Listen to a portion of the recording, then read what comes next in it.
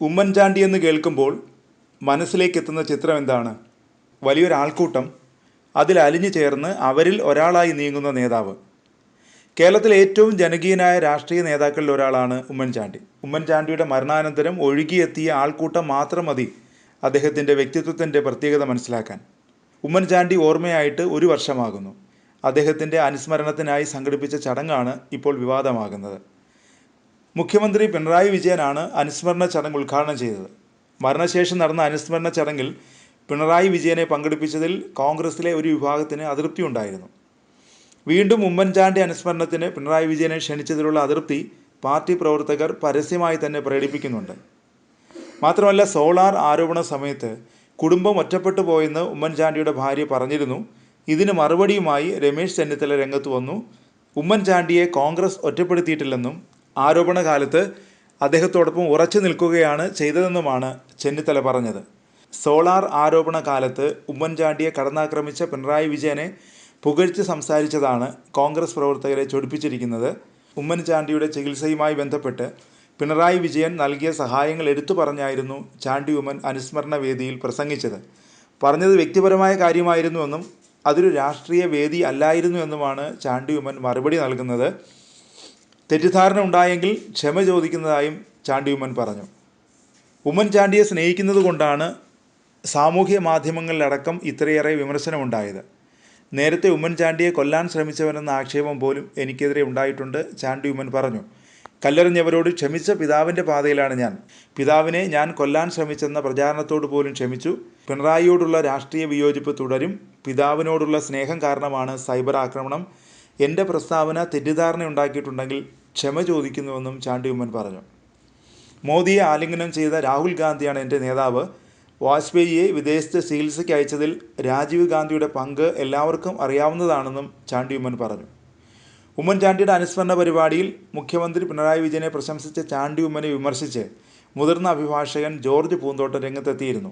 ജനസ്വീകാര്യതയില്ലാത്ത മുഖ്യമന്ത്രി പിണറായി വിജയൻ്റെ പ്രതിച്ഛായ മെച്ചപ്പെടുത്താനുള്ള ആസൂത്രിത നീക്കത്തിന് ചാണ്ടി ഉമ്മൻ കരുവായതാണ് കത്തെഴുതാൻ പ്രേരിപ്പിച്ചതെന്ന് അഡ്വക്കേറ്റ് ജോർജ് പൂന്തോട്ടം പറഞ്ഞു. ഇതിനു പിന്നാലെയാണ് ചാണ്ടി ഉമ്മൻ്റെ വിശദീകരണം. അതിനിടെ youth Congress national outreach cell chairman സ്ഥാനത്ത് നിന്ന് ചാണ്ടി ഉമ്മനെ മാറ്റിയത് വിവാദമായിട്ടുണ്ട്. ഉമ്മൻചാണ്ടിയുടെ 1ാം ചരമവാർഷിക ദിനത്തിലാണ് ചാണ്ടി ഉമ്മനെ ചെയർമാൻ സ്ഥാനത്ത് നിന്ന് നീക്കിയത്. യൂത്ത് കോൺഗ്രസ് ഔട്ട്റീച്ച് സെല്ലിൽ നിന്ന് തന്നെ പുറത്താക്കിയെന്ന് ചാണ്ടി ഉമ്മനും പറഞ്ഞു. പുറത്താക്കിയതിന് ശേഷമാണ് അറിഞ്ഞത്. പാർട്ടിക്ക് എപ്പോൾ വേണമെങ്കിലും മാറ്റാനുള്ള അധികാരമുണ്ടെന്നും ചാണ്ടി ഉമ്മൻ പറഞ്ഞു. മാറ്റാനുള്ള കാരണം സംസ്ഥാനത്തെ യൂത്ത് കോൺഗ്രസ് നേതാക്കളാണോ എന്ന ചോദ്യത്തോട് മറുപടി പറയാനില്ലെന്നായിരുന്നു ചാണ്ടി ഉമ്മൻ്റെ മറുപടി. സാധാരണക്കാരോടൊപ്പം ഇവിടുത്തെ ഏറ്റവും ബുദ്ധിമുട്ടുന്ന വ്യക്തികളോടൊപ്പം ജീവിച്ച വ്യക്തിയാണ്. അപ്പോൾ അദ്ദേഹത്തിൻ്റെ സ്മരണ നിലനിർത്തുവാൻ വേണ്ടിയാണ് ഈ ഒരു പുരസ്കാരം ഇവിടെ ഏർപ്പെടുത്തിയിരിക്കുന്നത്. ഏറ്റവും അർഹതപ്പെട്ട, ഏറ്റവും മികച്ച ഒരു നേതാവ്, ഈ രാജ്യം കണ്ടത് തന്നെ ഏറ്റവും മികച്ച നേതാവ്. 4000-ൽ പരം കിലോമീറ്റർ നടന്നും 6000 കിലോമീറ്റർ ബസ്സിൽ യാത്ര ചെയ്തും ഈ രാജ്യത്തെ ചേർത്ത് പിടിക്കുന്ന നേതാവിന് തന്നെ തെരഞ്ഞെടുപ്പിലുള്ള സന്തോഷം ഞങ്ങൾക്കുണ്ട്. പ്രത്യേകമായി നന്ദി ജൂറിയോട് ഈ അവസരത്തിൽ രേഖപ്പെടുത്താൻ ആഗ്രഹിക്കുന്നു. ഒരു സംശയവും വേണ്ട, ഏറ്റവും മികച്ച രീതിയിൽ തന്നെ ഫൗണ്ടേഷൻ മുന്നോട്ട് പോകും. ഇവിടുത്തെ സാധാരണക്കാരോടൊപ്പം, ഇവിടുത്തെ സാധാരണക്കാരുടെ പ്രശ്നത്തിനോടൊപ്പം ഫൗണ്ടേഷൻ കാണും എന്ന് പറയാൻ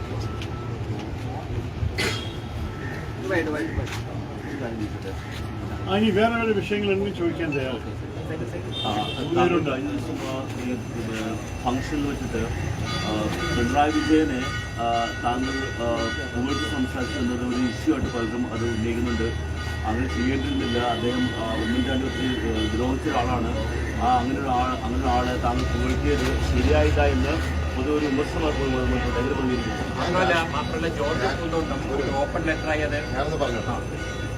ഞാൻ അതൊരു രാഷ്ട്രീയ വേദിയല്ല, ഞാനവിടെ രാഷ്ട്രീയം പറഞ്ഞിട്ടില്ല.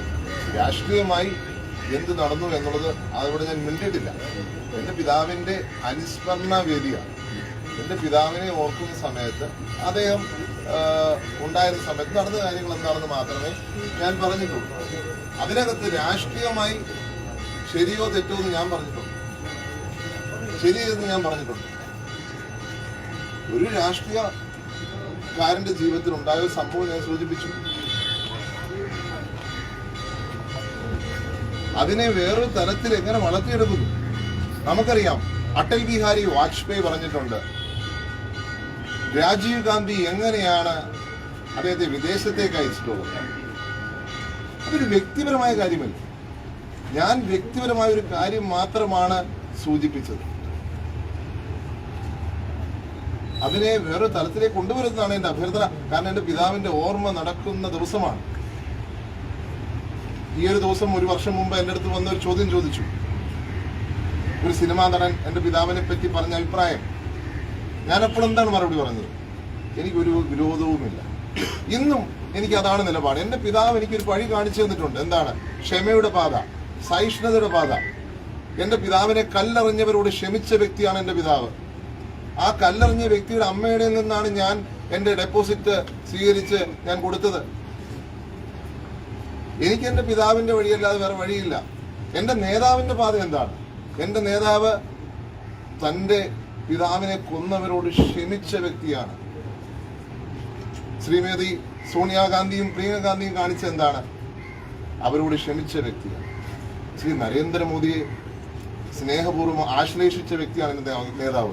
അതാണ് എൻ്റെ പാത. ആ പാത വിട്ട് ഞാൻ ഒരിടത്തും പോകത്തില്ല. രാഷ്ട്രീയം ഞാൻ പറഞ്ഞിട്ടില്ല, വ്യക്തിപരമായ ഒരു കാര്യം മാത്രമാണ്. ആർക്കെങ്കിലും തെറ്റിദ്ധാരണ ഉണ്ടെങ്കിൽ ഞാൻ നടന്ന സംഭവം, കാരണം എൻ്റെ ഏറ്റവും ദുഃഖം നിറഞ്ഞ സാഹചര്യമാണ്. ശ്രീ ശശി തരൂരിനറിയാം 5 വർഷക്കാലം മുമ്പ് അദ്ദേഹം എങ്ങനെയാണ് ഞങ്ങളെ ജർമ്മനിക്ക് അയച്ചത്, 22 എങ്ങനെയാണ് ജർമ്മനിക്ക് അയച്ചത് എന്നുള്ളത്. അദ്ദേഹം എടുത്ത താല്പര്യമൊന്നും ഞങ്ങൾക്ക് മറക്കാൻ പറ്റത്തില്ല. KC വേണുഗോപാൽ എടുത്ത താല്പര്യം മറക്കാൻ പറ്റത്തില്ല. ഞാനിത് പല ആവർത്തി പറഞ്ഞിട്ടുണ്ട്. ഞാൻ രാഷ്ട്രീയമല്ല പറയുന്നത്. ദയവേത് ഇത് ക്ഷമിക്കണം. ആരെങ്കിലും തെറ്റിദ്ധരിച്ചിട്ടുണ്ടെങ്കിൽ ഞാൻ ക്ഷമയുടെ പാതയിൽ വിശ്വസിക്കുന്നു, സഹിഷ്ണുതയുടെ പാതയിൽ വിശ്വസിക്കുന്നു. അത് ഗാന്ധിയൻ പാതയാണ്, അത് രാഹുൽ ഗാന്ധിയുടെ പാതയാണ്, അത് ശ്രീമതി സോണിയാഗാന്ധിയുടെയും പ്രിയങ്ക ഗാന്ധിയുടെയും പാതയാണ്. ആ പാതയിലാണ് ഞാൻ പോകാൻ ആഗ്രഹിക്കുന്നത്. അത് വിട്ട് ഞാൻ രാഷ്ട്രീയം പറഞ്ഞിട്ടേ ഇല്ല. ഞാൻ പറഞ്ഞത് എന്താണ്? ഇങ്ങനൊരു സാഹചര്യം ഉണ്ടായപ്പോൾ മുഖ്യമന്ത്രി എന്ത് പറഞ്ഞു? ഒരു രാഷ്ട്രീയ മര്യാദ കാണിച്ചു. അതിലെങ്ങനെയാണ് എൻ്റെ അനുസ്മരണത്തിൽ പോലും, അനുസ്മരണത്തിനെങ്കിലും വെറുതെ വിടും, അനുസ്മരണത്തിനെങ്കിലും നിങ്ങൾ വെറുതെ വിടുവോ? ഈ പറഞ്ഞൊരു വ്യക്തി നിങ്ങൾക്കറിയാം, സോളാർ സമയത്ത് എൻ്റെ പിതാവിനെ ആക്രമിച്ചു, എന്നെ ആക്രമിച്ചു, എൻ്റെ കല്യാണം വരെ മുടങ്ങിപ്പോയെന്ന് പറഞ്ഞു. എനിക്ക് പറയുന്നതിലൊന്നും മടിയില്ല.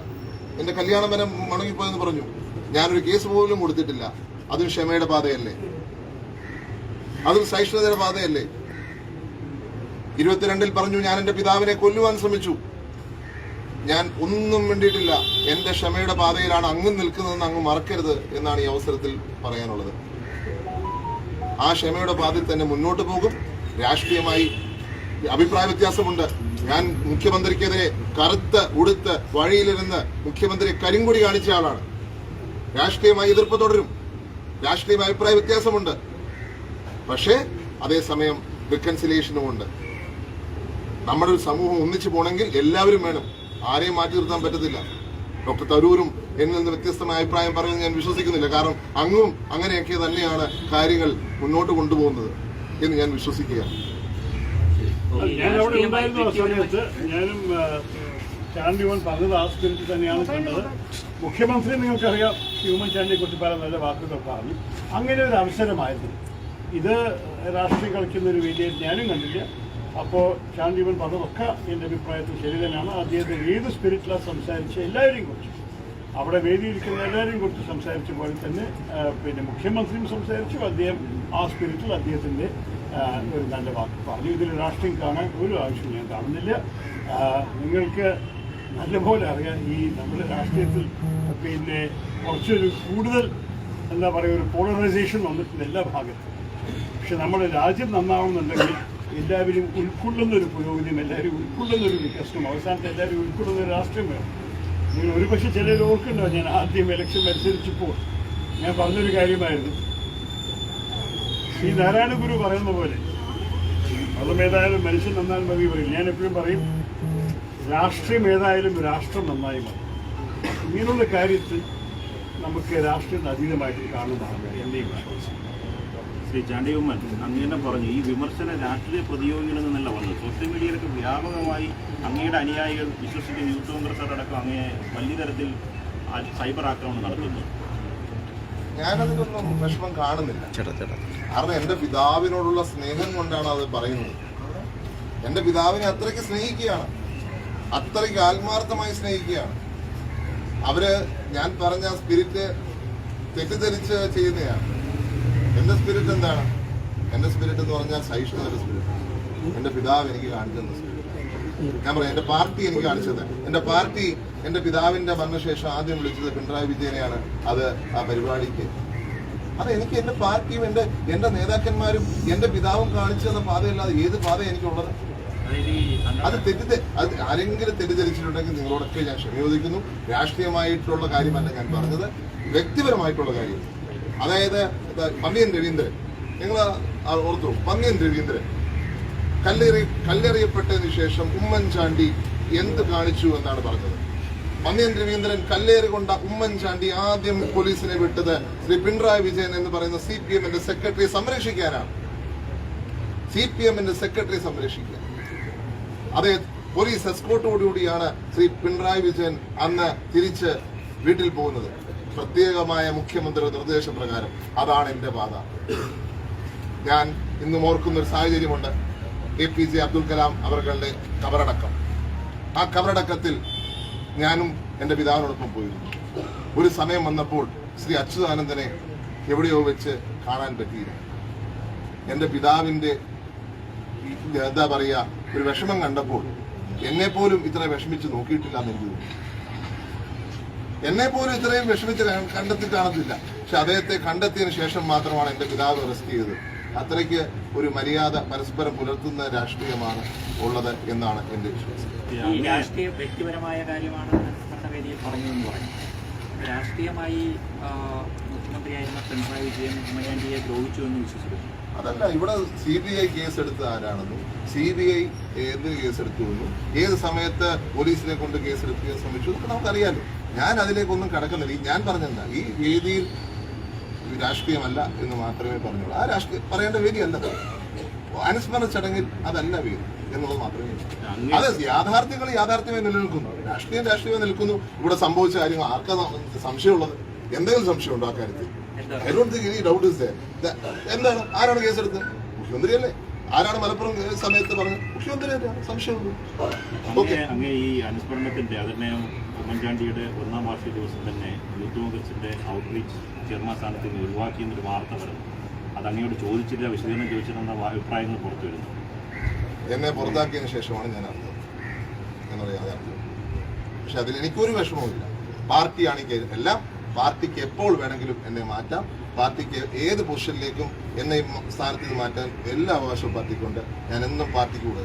കേരളത്തിലെ യൂത്ത് കോൺഗ്രസ് നേതാക്കൾ ആവശ്യപ്പെട്ടു. ഞാൻ അതൊന്നും കമന്റ് ചെയ്യുന്നു.